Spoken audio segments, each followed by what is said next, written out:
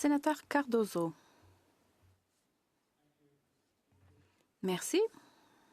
Chers collègues, j'aimerais commencer par remercier le sénateur Lofreda d'avoir lancé cette interpellation sur la contribution des immigrants au Canada. Et aussi, j'aimerais le remercier pour avoir présidé le comité sur l'immigration que nous avons ici au Sénat. 95 des Canadiens tracent leur patrimoine en tant qu'immigrants. Et donc, je vais me concentrer surtout sur les Canadiens qui eux-mêmes sont immigrants et qui sont arrivés ici pendant leur vie. Je vais souligner le rôle de quelques personnes et ensuite certaines observations sur un groupe d'immigrants, des gens qui travaillent dans les soins de santé et les soins aux personnes âgées. Yoshua Bengio est un informaticien reconnu comme l'un des 3 parrains de l'intelligence artificielle. Le professeur Bengio est né en France. Sa famille a émigré à Montréal pendant les années 60. Il a construit sa carrière universitaire ici au Canada. Il a reçu le prix Turing, une distinction considérée comme le prix Nobel de l'informatique, ainsi que l'Ordre du Canada et de nombreuses autres décorations. J'ai eu le plaisir de lui remettre la médaille de couronnement de la roi Charles III l'an dernier ici dans cette chambre. Le professeur a fondé MILA, l'Institut québécois d'intelligence artificielle, un centre de recherche en IA et renommé mondial qui forme et attire les meilleurs scientifiques du domaine. Et il a été un ardent défenseur d'une intelligence artificielle plus responsable et éthique, ainsi que de la sécurité de l'IA. À une époque où tant de ses pairs sont partis rejoindre les entreprises américaines d'IA, aux moyens financiers considérables, le professeur Bengio est resté ici pour porter le flambeau du Canada, nous plaçant sur la carte, aux côtés d'un autre parrain de l'IA et immigrant au Canada, Geoffrey Hinton, à l'avant-garde du progrès technologique. Ensuite, John Menezes, un migrant de première génération arrivé au Canada avec le même espoir que partagent de nombreux nouveaux arrivants, bâtir quelque chose d'important dans un pays qui récompense le travail acharné et la persévérance. Il a fondé Stratagem, une entreprise de cybersécurité basée à Mississauga, et il l'a fait passer du statut de start-up à celui d'une société de services de sécurité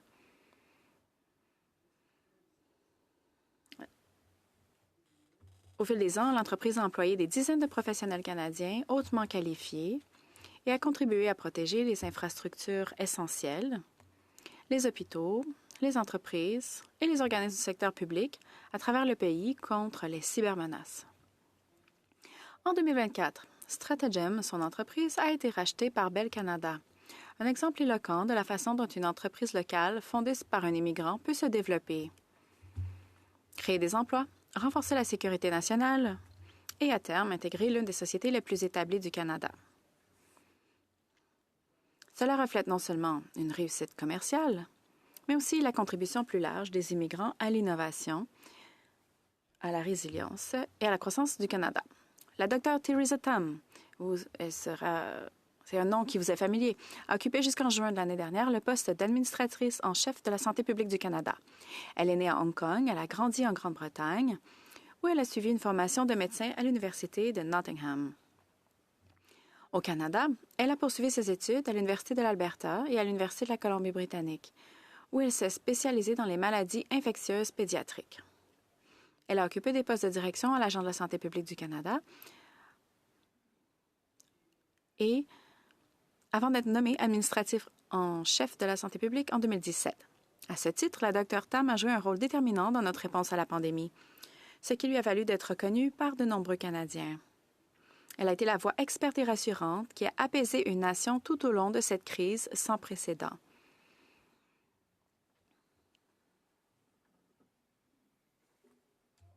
Chers collègues, j'aimerais vous parler d'une famille qui travaille fort ici à Ottawa, une famille de la classe moyenne. Une histoire qui illustre si bien le parcours de tant de personnes qui ont fait du Canada leur foyer.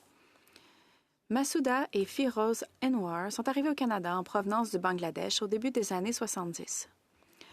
Masouda a passé de nombreuses années comme fonctionnaire à l'ACDI puis à Affaires mondiales.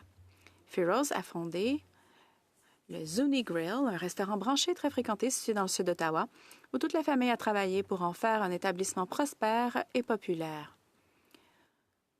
Leur fils, Tariq, est un spécialiste en informatique, également bien connu sur la scène musicale locale. Leur fille, comme ses amis vous le diront, est une fervente supportrice des sénateurs. D'abord l'équipe de hockey, sur laquelle elle a des opinions bien arrêtées, et qu'elle n'hésite pas à exprimer haut et fort. Ensuite, le Sénat, à propos duquel elle fait preuve de professionnalisme et ne partage aucune opinion. Elle est aujourd'hui l'une des plus hautes fonctionnaires d'Ottawa. Il s'agit bien sûr de Sheila Anwar, la greffière du Sénat du Canada.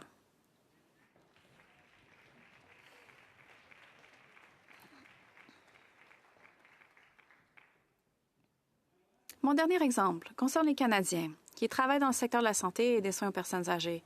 Il s'agit d'une observation fondée sur mon expérience personnelle. Ma mère a vécu dans une maison de retraite située dans le nord-est de Toronto pendant environ 8 ans, jusqu'en 2022. C'est un établissement comptant environ 100 résidents. Je vais vous donner quelques chiffres. Donc, environ 100 résidents. Au cours de ces 8 années, j'estime que la population immigrée parmi les résidents représente en moyenne entre 10 et 15 %. En revanche, le personnel, qu'il s'agisse du personnel de cuisine, des serveurs, de la réception, des aides-soignants, des infirmières ou de la direction de l'établissement, était généralement composé à plus de 95 % d'immigrés à tout moment. En clair, sans les immigrants, cette maison de retraite n'aurait pas pu exister.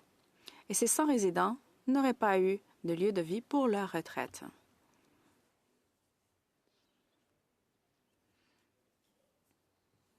Gardez à l'esprit que la plupart de ces travailleurs, tels que les serveurs et les aides-soignants, travaillent à temps partiel et ne sont appelés à intervenir qu'en cas de besoin. Ainsi, un serveur peut avoir un service de 3 heures tôt le matin pour le petit déjeuner, puis un autre service à l'heure du déjeuner ou du dîner. Compte tenu du coût du logement et des loyers à Toronto, la plupart ne vivaient pas à proximité.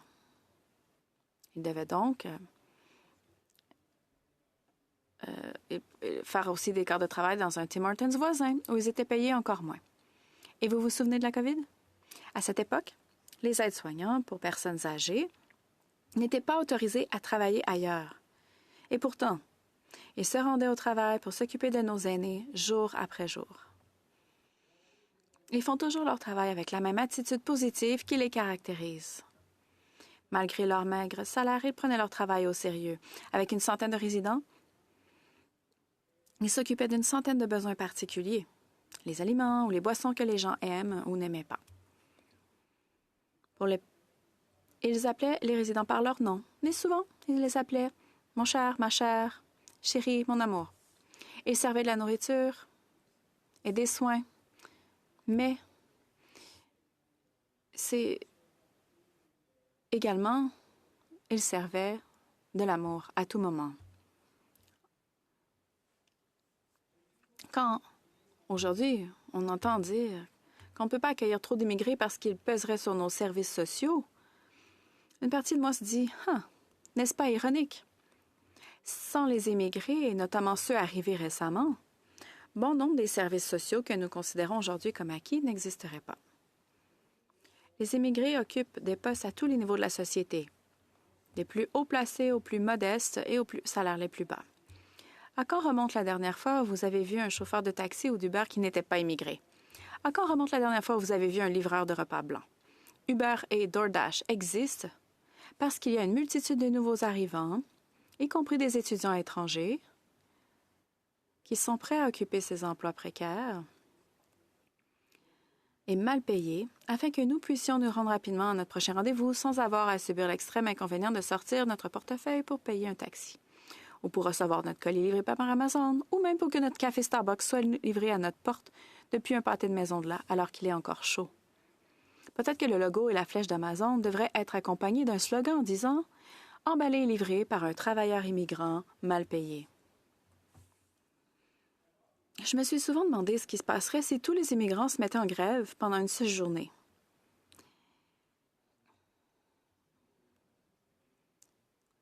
Sénateur Hassan Youssef probablement aime bien cette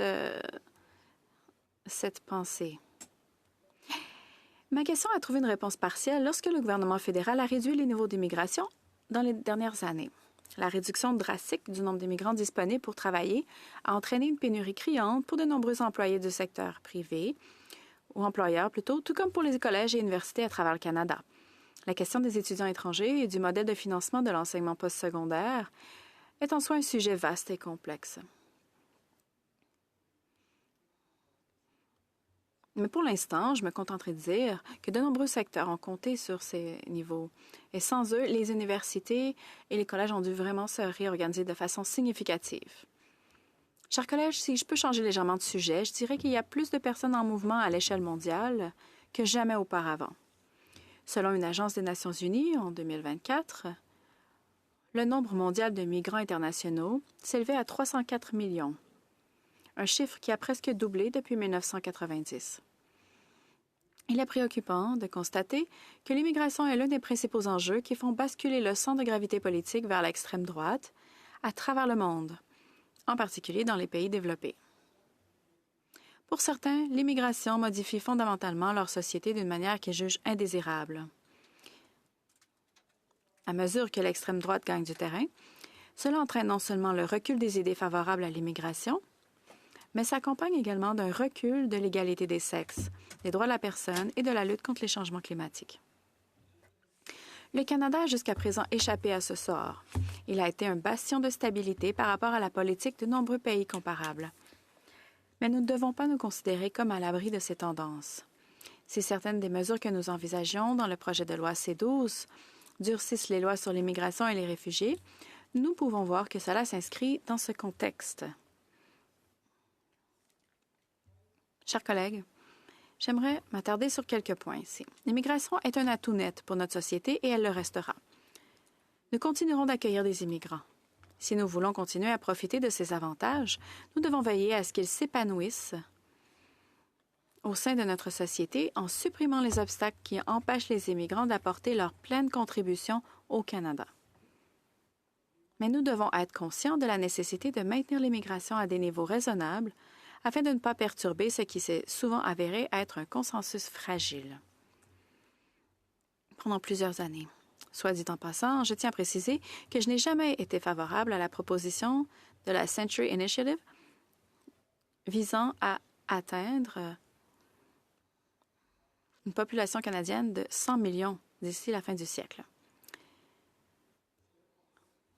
Que vous irez suivre des cours français, votre professeur sera probablement un immigrant originaire d'Haïti, de Djibouti, de Liban, de France ou du Maroc. Si certaines preuves craignent que les immigrants ne parlent qu'un seul des langues officielles, je vois aucune à leur arrivée et constitue ainsi une menace pour le bilinguisme. Mon expérience acquise au fil de nombreuses années d'études du français me montre que les immigrants sont en réalité le pilier de la promotion du bilinguisme et que sans professeurs de français issus de l'immigration, nos efforts en faveur du bilinguisme sera gravement menacé. To stress the point, let me repeat in English. Pour insister sur ce point, permettez-moi de le répéter en anglais. La prochaine fois que vous suivrez une formation en français, le professeur sera probablement un immigrant originaire d'Haïti, de Djibouti, du Liban, de France ou du Maroc. Bien que certains s'inquiètent que les immigrants ne parlent qu'une seule langue ou qu'aucune des langues officielles à leur arrivée et qu'ils sont peut-être une menace au bilinguisme, mon expérience au fil du temps et en tant qu'étudiant du français m'a démontré que les immigrants sont le pilier du bilinguisme au Canada. Sans des enseignants de français immigrants, l'avancement du bilinguisme ne progresserait pas. La prochaine fois que vous irez quelque part très tard, il est fort possible que votre chauffeur de taxi sera un immigrant. Et quand vous irez à l'accueil de votre hôtel, vous serez probablement accueilli par un immigrant. La prochaine fois que vous irez pour des radiographies, votre technicien en radiographie sera probablement un immigrant. La prochaine fois que vous irez à la pharmacie pour vos médicaments d'ordonnance, votre pharmacien ou votre technicien en pharmacie sera probablement un immigrant.